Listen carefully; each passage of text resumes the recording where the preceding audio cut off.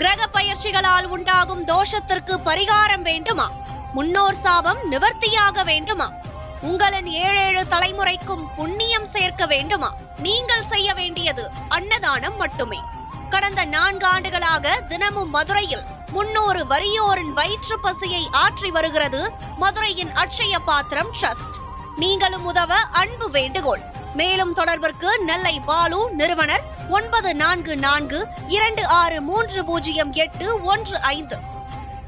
கலியுகத்தில் கண்கண்ட தெய்வமான காஞ்சி பெரியவரின் மகிமை குறித்து மதுரை அனுஷத்தின் அனுகிரகம் நிறுவனர் நெல்லை பாலு அவர்கள் தொகுத்து வழங்கும் ஸ்ரீ மகா பெரியவா மகிமை சிறப்பு தொகுப்பு. ஹரஹர சங்கர, ஜெய ஜெய சங்கர, காஞ்சி சங்கர, காமகோடி சங்கர. எல்லாம் வல்ல நம் ஜெகத்குருவின் திருவருளால் இந்த நாள் இனிய நாளாக அமைய அன்பு பிரார்த்தனைகள். மகா பெரியவா தொட்டு தினந்தோறும் நாம் பல்வேறு சம்பவங்களை அனுபவித்து வருகிறோம். நேற்றுக்கு எல்லோரும் தீபாவளி திருநாளை ரொம்ப அற்புதமாக கொண்டாடி இருப்பீர்கள். தீபாவளி திருநாள் இந்த உலகத்திற்கு ஒளியேற்ற வந்த திருநாளாக, நமக்கெல்லாம் ஒரு மகிழ்ச்சியை வெளிப்படுத்துகிற திருநாளாக இந்த திருநாள் அமைந்தது. உலகம் முழுக்க இருக்கிற இந்துக்கள் தீபாவளி திருநாளை ஏதோ பெரிய ஒளிமயமான வாழ்க்கையை ஒவ்வொருவருக்கும் வர வேண்டும் என்பதான திருநாளாக நேற்றைக்கு நாம் கொண்டாடினோம்.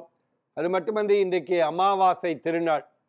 மகா பெரியவா எப்பொழுதுமே அந்த நாள் யார் வந்தாலும் சரி, அமாவாசை அன்றைக்கு என்று சொல்ல முடியாது, மற்ற எல்லா நாட்களிலுமே பெரியவா யார் வந்து அவரை தரிசனம் செய்தாலும் யாருக்காவது உதவி செய் என்று சொல்லுவார்.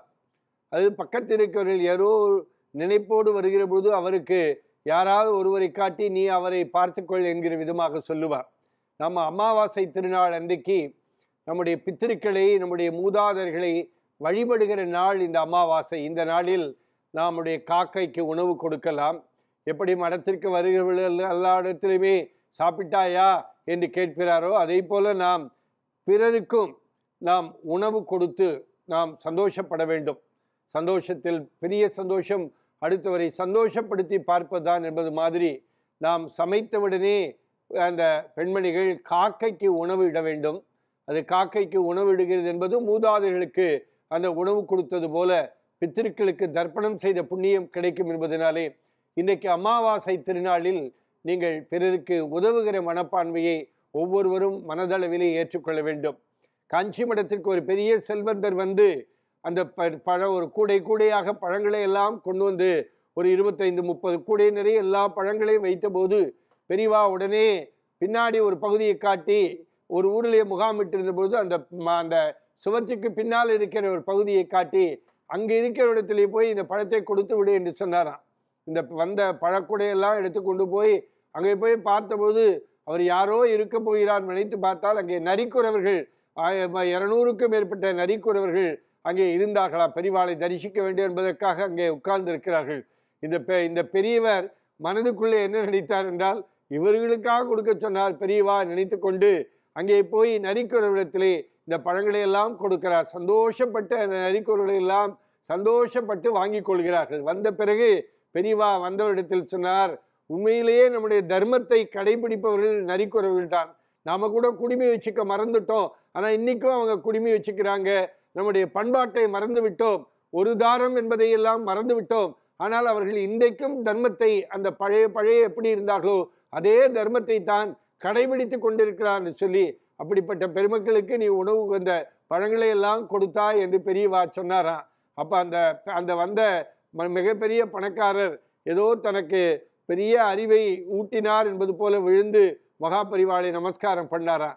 ஏன்னா ஏழைகளுக்கு இறங்குகிறவர்களாக நாம் இருக்க வேண்டும். பித்திருக்களுக்கு கர்மா செய்த புண்ணியம் அமாவாசை அன்னைக்கு மட்டும்தான் கொடுக்கணும் இல்லை. உங்கள் பக்கத்தில் இருக்கிறவர்கள் ஏழைகள் யாரேனும் இருந்தாலும் அவர்களுக்கெல்லாம் உதவ வேண்டும் என்கிற எண்ணத்தை நமக்கு பெரியவா என்றைக்கும் கொடுத்து கொண்டே இருக்கிறார். அப்படிப்பட்ட இந்த நாளில் மதுரையினுடைய அட்சய பாத்திரம் ட்ரஸ்ட் வழக்கம் போல 300 பேருக்கு மதிய உணவு வழங்குவோம். இன்றைக்கு அமாவாசை திருநாள், மேலும் 500 பேருக்கு இன்றைக்கு நாங்கள் உணவினை வழங்க இருக்கிறோம். வழக்கம் போல நீங்கள் அட்சய பாத்திரம் ட்ரஸ்ட்டுக்கு உதவ வேண்டும் என்று விரும்பினால் 9446300815 என்ற செல்பேசி எண்ணிலே நீங்கள் உதவலாம் என்பதை அன்போடு கேட்டுக்கொள்கிறேன். ஹரஹர சங்கர, ஜெய ஜெய சங்கர, காஞ்சி சங்கர காமகோடி சங்கர. எல்லாம் வல்ல நம் ஜெகத்குருவின் திருவருளால் இந்த நாள் இனிய நாளாக அமைய அன்பு பிரார்த்தனைகள். ராம் ராம். ஓம் ஸ்ரீ மகாபெரிவா திருவடிகளே சரணம்.